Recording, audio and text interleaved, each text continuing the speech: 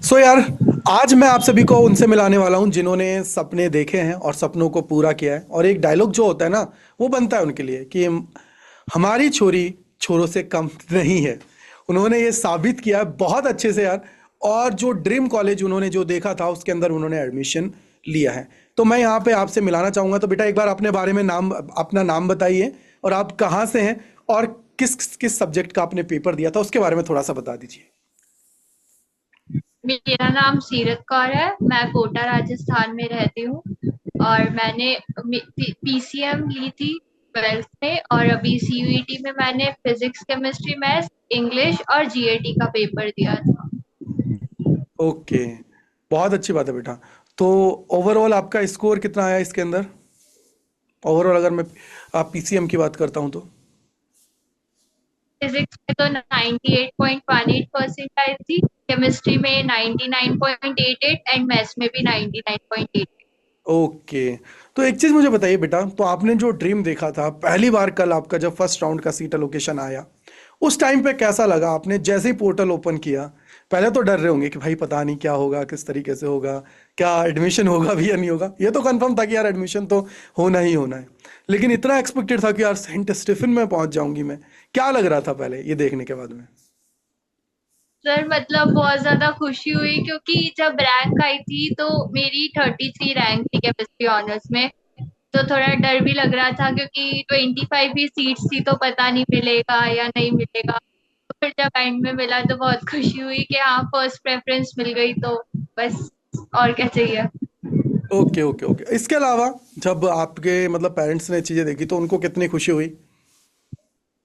Sir वो भी बहुत खुश थे, मतलब कि ड्यू में सेंट स्टीफंस के बारे में मैंने उनको बताया था कि हाँ मुझे वहां जाना है और वो कॉलेज ऐसा है, तो भी बहुत खुश थे कि बहुत अच्छा कॉलेज मिला है। ओके, तो बेटा कैसे आपकी ये जर्नी रही पूरी सीयूईटी का, जो ड्रीम कॉलेज तक पहुंचने की? थोड़ा सा उसके बारे में बताइए जिससे बच्चे उसको कनेक्ट कर पाएं। क्योंकि यार देखो, कहीं ना कहीं टॉपर्स जो होते हैं कुछ ना कुछ तो उनके अंदर स्पेशल होता है, कहीं ना कुछ तो सीक्रेट उनके अंदर होता है। तब जाके वो ड्रीम यूनिवर्सिटी के ड्रीम कोर्स तक पहुंचते हैं और फर्स्ट चॉइस है वही उनको मिल जाती है। तो क्या आपने पूरी स्ट्रेटेजी फॉलो की, किस तरीके से आपने सारी चीजें की, उसके बारे में थोड़ा सा बताइए। सर मेन स्टार्टिंग में तो मैंने सिर्फ बोर्ड के लिए पढ़ा था। मेन सीवीटी ओरिएंटेड तो मैंने जब आपका प्रतिज्ञा का बैच लिया था उसी टाइम स्टार्ट किया था, मतलब एमसीक्यूज पे फोकस और वो सब। तो उस टाइम पे स्टार्ट किया तो 2 मंथ्स में जितना मतलब आपके लेक्चर्स थे और वो सब देखे, डीपीपी सॉल्व करी। मतलब फिजिक्स का भी मैं यही कहूंगी कि वो जो डीपीपीज आपने दी थी सीईटी का पेपर उन डीपीपीज पे था, मैथ्स का और केमिस्ट्री का। और मतलब वो जो मॉक टेस्ट वगैरह थे वो भी इतने अच्छे थे। स्टार्टिंग में मेरे साथ भी था कि हाँ मतलब मेरे भी मार्क्स वही 100 और 150 और ऐसे आ रहे थे, तो मतलब मुझे भी लगता था। मेनली तो फिजिक्स थोड़ी मेरी मतलब मैथ्स और केमिस्ट्री के कंपैरिजन में वीक थी, तो इस वजह से फिजिक्स में पहले कम आते थे, बट हाँ अभी परसेंटाइल आई तो अच्छी आई। तो फिजिक्स में मतलब कहीं ना कहीं इम्प्रूवमेंट हुआ आपका, राइट? तो मैं ये पूछना चाहूँगा बेटा जी, कि आपने सीयूटी की तैयारी करी, उसके अंदर आपने सारी चीज़ें की। एक चीज़ छोटी सी मुझे बताइए कि सीयूटी के बारे में, सीयूटी अड्डा जो है, इसके बारे में आपको कहाँ से पता लगा? कैसे आपको जाना कि यार ये प्लेटफॉर्म है, सबसे बेस्ट चीज़ें कराता है, रिजल्ट्स इनके बहुत अच्छे हैं? कैसे आपको पता लगा? सर अड्डा के बारे में मुझे मेरे फ्रेंड ने ही बताया था। उसी ने मतलब वो स्टार्टिंग से होल ईयर से ही अड्डा से प्रिपरेशन कर रहा था अपने बोर्ड्स की और सीयूईटी की भी। तो उसी के थ्रू मुझे पता चला, उसने भी बहुत अच्छा स्कोर किया, उसके भी मतलब सारे सब्जेक्ट्स में 99 परसेंटाइल के ऊपर है। और उसको भी हंसराज मिला और मुझे सेंट स्टीफंस मिल गया। अरे वाह, बहुत अच्छी बात है। मतलब कहीं ना कहीं अगर आप पॉजिटिव इंटेंट के साथ चीज़ें करते हो तो अपने आप बच्चे उस चीज़ को वो करते हैं, एडमायर करते हैं, राइट? तो आपकी जर्नी कैसे थी बेटा, किस तरीके से आपने सारी चीज़ें की, ये तो आपने बता दिया। अब मैं ये जानना चाहूँगा कि आपकी सब्जेक्ट वाइज सब्जेक्ट्स किस तरीके से आपकी स्ट्रेटेजी रहती थी। लाइक फॉर एग्जांपल, आपने जैसे सबसे पहले बोला कि सर फिजिक्स और केमिस्ट्री की मैं बात कर वो मैथ्स और केमिस्ट्री की मैं बात करता हूँ, तो वो मेरा मतलब अच्छा था। फिजिक्स मेरा थोड़ा डाउन था, राइट? तो फिर फिजिक्स में आपने कैसे किया, वो भी सिर्फ 2 महीने के अंदर आपने अच्छा स्कोर कर लिया था, मतलब ऑलमोस्ट सारा इक्वल ही था। मैं जब देख चेक पाया तो थोड़ा बहुत डिफरेंस आपका था उसमें। तो किस तरीके से आपने किया ये? सर फिजिक्स में तो मतलब जैसे न्यूमेरिकल्स वाला पार्ट था वो तो फिर भी इतना आ जाता था, बट जो जैसे रीजनिंग वाले क्वेश्चंस होते हैं और जो लॉजिकल वाले होते हैं उसमें थोड़ी दिक्कत आती थी। तो उसको फिर जैसे आपने दोबारा एक बार चैप्टर रिवाइज कराए और उसकी वजह से फिर, और मेन बोर्ड्स के लिए जब पढ़ा था तो तब भी एनसीईआरटी पे फोकस करके पढ़ा था। तो वो दोनों मतलब जब एक वो होता है ना कि बूस्टअप मिल जाता है एंड में, वो 2 मंथ्स का बूस्टअप थोड़ा मतलब बहुत अफेक्ट हो गया वो, उसकी ओके। वजह से मतलब बहुत ज्यादा अच्छी हो गई चीज। ओके। और एक चीज़ मैं पूछना चाहूँगा कि आपने जो डीपीपीज वगैरह जो जिक्र किया था उसका मैं पूछना चाहूँगा कि टीचर्स जो आप सभी को डीपीपीज वगैरह देते हैं, तो एक चीज़ बताइए, डीपीपीज का कितना योगदान होता है जब आप पेपर के अंदर बैठते हो और उस टाइम पे चीज़ें करते हो उस टाइम पे? मतलब मेनली तो सर अगर आप डीपीपी रोज सॉल्व कर रहे हो अपने हिसाब से, जैसे टीचर से एक दिन की दी और आपने उस एक दिन में सॉल्व कर ली, तो एक तो मेन थिंग तो आपके पास बैकलॉग नहीं है और आप थोड़ी थोड़ी चीजें रोज पढ़ रहे हो तो वो चीज माइंड में अच्छे से बैठ भी जाती है। तो इस वजह से फिर जब वो माइंड में बैठ जाती है ना तो पेपर आस पास ही होता है, ऐसा कोई बहुत डिफरेंस नहीं होता। बहुत आसपास का पेपर होता है, बहुत आराम से क्लियर हो जाता है अगर आपने डीपीपीज और जो जैसे पीवाईक्यूज की बुक्स आपने प्रोवाइड करी थी पीडीएफ में, मतलब उसके अलावा कोई कंटेंट सीवीटी के लिए लेने की कोई जरूरत नहीं थी। Okay okay okay. तो मतलब कहीं ना कहीं उससे मदद मिला। दूसरा, जब आपको डीपीपीज में सवाल देखने को मिले अलग अलग टाइप के, जब आपने देखा मल्टीपल टाइप के सवाल, जैसे मैंने हर सब्जेक्ट उसकी अगर मैं बात करता हूँ तो 100-150 सवाल मैं आपको दे रहा था। बहुत सारे बच्चों को लगता था कि सर कैसे कंप्लीट करेंगे, क्या होगा, किस तरीके से करें। तो आपने उनको पूरा सॉल्व किया, अच्छे से चीज़ें की। तो आप बताइए, जब एग्ज़ाम में आप बैठे तो आपको डर लग रहा था या फिर कॉन्फिडेंट थे कि हाँ यार मैं पेपर तो अटेम्प्ट पूरा अच्छे से करके आऊंगी? सर पेपर तो मतलब बहुत ज्यादा डीपीपीज का ही था, रिलेटेबल था, कुछ ऐसा बहुत ज्यादा डर नहीं लगा कि हाँ बहुत अलग उठ के आ गया हो, कुछ इजी था। ओके। तो आप बेसिकली प्रतिज्ञा 1.0 से थी, राइट? जो हमारा बैच स्टार्ट हुआ था। अब एक चीज़ मैं आपसे पूछना चाहूँगा कि जो ऑनलाइन में यूट्यूब वर्सेस जो आपकी पेड की क्लासेस होती हैं, उनमें कितना डिफरेंस होता है? क्या आपने डिफरेंस को मेजर किया? क्या आपने समझा चीज़ें कि यार ये चीज़ें होती हैं उसके अंदर? मतलब कंटेंट बहुत ज्यादा फर्क नहीं होता, पर मेन यही है कि अगर आप पेड बैच में तो आपको रेगुलर क्लासेस मिलती हैं, आपको डीपीपीज और जो बुक्स वगैरह है जो टीचर प्रोवाइड करते हैं वो मिलती है, एक आप टीचर से अपनी गाइडेंस ले सकते हो कि अगर आप मतलब जैसे पेड बैच में हो तो आप मतलब टीचर्स से इंटरेक्ट कर सकते हो अच्छे से, जैसे आप रोज उनसे ही पढ़ रहे हो तो आपको पता लगेगा कि हाँ हमें रेगुलरली उन्हीं की क्लास लेनी है। यूट्यूब पे क्या होता है कभी कभी भटक जाते हैं कि हाँ भाई कभी इस चैनल की क्लास ले ली, कभी उस चैनल की क्लास ले ली।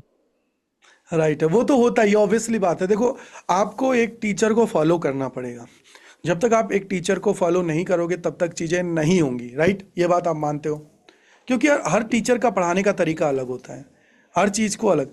अब जैसे फॉर एग्जांपल बच्चे जैसे चीज़ें देखते हैं, तो आपने भी ऑब्जर्व किया होगा कि यहाँ के जो टीचर्स हैं वो चीज़ों को बहुत इजी वे में करके आपको पढ़ाते हैं, जिससे चीज़ें समझ में आ जाएं जल्दी से। और जब जल्दी समझ में आएंगी चीज़ें तो आप बहुत अच्छा से परफॉर्म कर पाते हैं, राइट है? यस। ओके। दूसरी चीज़ मैं ये पूछना चाहूँगा कि आप जब मॉक टेस्ट वगैरह देते थे तो मॉक टेस्ट में होता होगा कई बार क्या कि सर मेरा तो स्कोर ही नहीं आ रहा है, कैसे काम करूँगी मैं, मेरे से चलिए हो ही नहीं रहा है। तो कैसे, ये आपके साथ भी बहुत बार देखने को मिला होगा कि जब डाउनफॉल चीज़ें आती हैं, चीज़ें बहुत दिक्कत करती हैं, तो फिर उसको ओवरकम कैसे किया आपने? सर जैसे आप लोग क्लासेस लेते थे तो आप बोलते थे कि हाँ मतलब मॉक देते हैं, जैसे पहले मॉक टेस्ट खुद ही मतलब आपने 10-10 प्रोवाइड करे, उसके बाद लाइव मॉक टेस्ट हुए, तो मतलब बस टीचर्स को फॉलो करा, टीचर्स ने जैसे जैसे कहा कि हाँ मॉक टेस्ट देने हैं तो मॉक टेस्ट देने हैं, डजेंट मैटर स्कोर कितना आ रहा है, रिवाइज कर लिया उन क्वेश्चंस को, दोबारा देख लिया। मतलब ये है कि हाँ आपने एक बार गलती करी तो आप दोबारा उसी क्वेश्चन में गलती ना करो, आप उससे कुछ सीखो, तो मॉक टेस्ट देने का बहुत फायदा है। ओके, मतलब कहीं ना कहीं आप मॉक टेस्ट दे रहे हो तो उसको सॉल्व करना ही इंपॉर्टेंट नहीं है, सबसे पहले उसको देखना कि यार कहाँ मैंने गलती की है, क्या गलती मेरे से हुई है उसके अंदर, और उन गलतियों को सुधार करना सबसे ज़्यादा इम्पॉर्टेंट है। राइट है, यही सबसे ज़्यादा चीज़ें होती हैं। इसके अलावा मैं आपसे ये पूछना चाहूँगा कि आपने और क्या क्या चीज़ें एक्स्ट्रा की जिससे बच्चों को मदद हो पाए, वो बच्चे जान पाए कि यार हाँ, ये आपने थोड़ा एक्स्ट्रा किया, क्योंकि कहीं ना कोई टॉपर होता है, उसका कुछ ना कुछ तो सीक्रेट होता है। तो आप शेयर करना चाहेंगे कि सर मैंने ये चीज़ एक्स्ट्रा और की थी, तो जिसकी वजह से जो बच्चे हैं वो भी अगर इम्प्लीमेंट करेंगे तो उनका भी स्कोर है वो बूस्टअप होगा, क्योंकि कहीं ना कहीं अगर आप देश की टॉप यूनिवर्सिटी के टॉप कॉलेज के टॉप कोर्स के अंदर अगर पहुंच रहे हैं तो कहीं ना कहीं उस चीज़ का इम्पोर्टेंस तो है ही है। क्या आप कुछ कहना चाहेंगे उनको? ऐसे बोर्ड्स कंप्लीट हुए तो उसके बाद मुझे तो बोर्ड्स के बाद ही मेनली सीयूईटी की प्रिपरेशन करने का टाइम मिला अच्छे से। तो मैंने यही सोचा था कि जैसे आप अगर जैसे पेड बैच लेते हो तो उसमें कंटिन्यू क्लासेस होती है, और जैसे आप लोग टीचर्स भी बहुत अच्छे थे, मुझे मेरे फ्रेंड के थ्रू पता चला।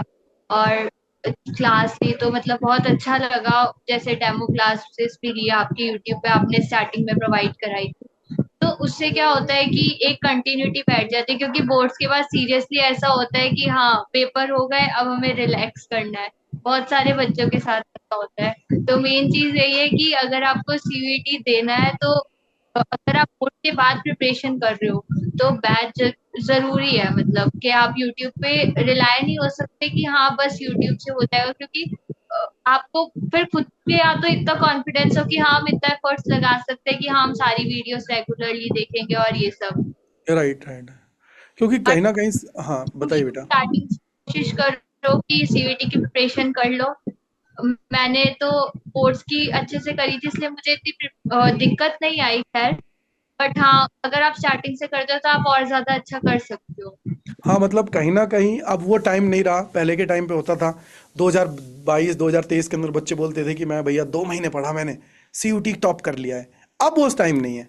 अब अगर कॉन्सेप्ट आता है तो आप करोगे, नहीं आता है तो बिल्कुल नहीं होगा। राइट, यही बात है। इसके अलावा मैं आपसे एक और चीज़ पूछना चाहूँगा कि मॉक टेस्ट तो आपने बता दिया सारी चीज़ें, और जितने भी ये जो बच्चे हैं इनको आप क्या गाइडेंस देना चाहोगे जो अब इस बार सीयूईटी का पेपर लिखने वाले हैं 2026 के अंदर, कि उनको क्या क्या चीज़ें ध्यान रखनी चाहिए, किस तरीके से सारी चीज़ें उनको करनी चाहिए? पहले तो वो मतलब अपनी जो मेन प्रिस्क्राइब बुक है एनसीईआरटी, उसको ये ना सोचे कि हाँ एनसीईआरटी इज नथिंग, मतलब उसको ढंग से पढ़े, क्योंकि बहुत सारी चीजें ऐसी होती है जो उसमें कवर हो जाती है।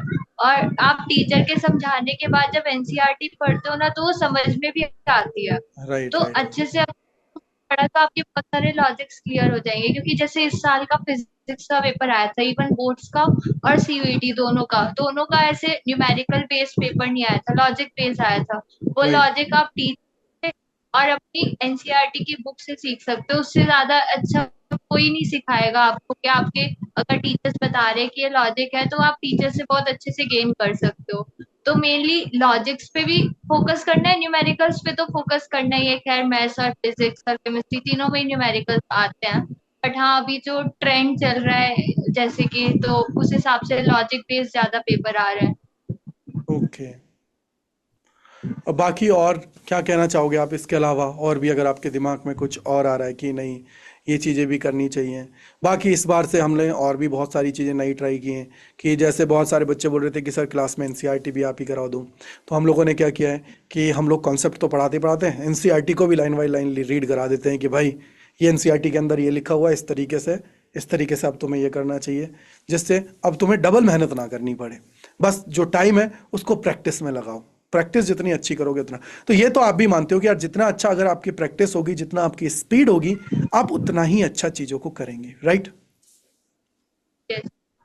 ओके, बहुत अच्छा लगा आपसे सीरत बात करके। इसके अलावा स्पेशली अगर मैं फिजिक्स की बात करता हूँ, तो कैसा महसूस किया आपने ये जो 2 महीने थे आपके पूरे, उसके अंदर क्या क्या चीज़ें आपने सीखी, क्या क्या चीज़ें आपको लगा कि सर ये बेस्ट थी, इस तरीके से सारी चीज़ें थी, तो कैसा आपका एक्सपीरियंस रहा अगर मैं प्रतिज्ञा की ही बात करता हूँ तो?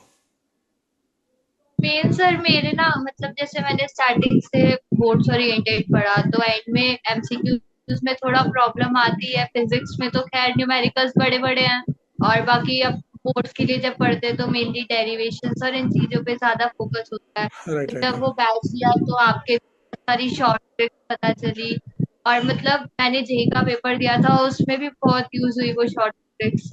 ओके, कहीं ना कहीं मतलब जेई में भी मदद मिली उसका। मतलब यही है कि हम लेवल जो कराते हैं, वो होता है ना, एक डायलॉग है, लेवल सबके निकलेंगे, लेकिन बस पढ़ने पढ़ेगा जो क्लास में, उसके लेवल निकलेंगे। मतलब कहीं ना कहीं जेई में भी उसका मदद आपको मिला, राइट। और आपने वो नीट का पेपर भी देखा होगा, जिसमें बहुत सारे बच्चे बोल रहे थे कि बहुत टफ आया है, लेकिन आप लोगों ने देखा होगा करके भी कि जो क्लास के अंदर जो पढ़ाया गया, उससे सारी चीज़ इजीली हो रही थी, राइट। Yes sir. इसके अलावा और क्या महसूस किया आपने?